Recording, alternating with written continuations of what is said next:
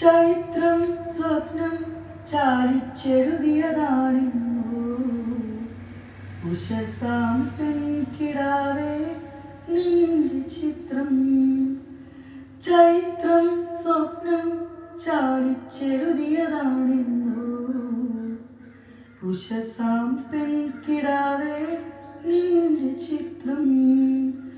ഇതുവരെ എന്തേ കണ്ടില്ല ഞാൻ കവിളത്തെ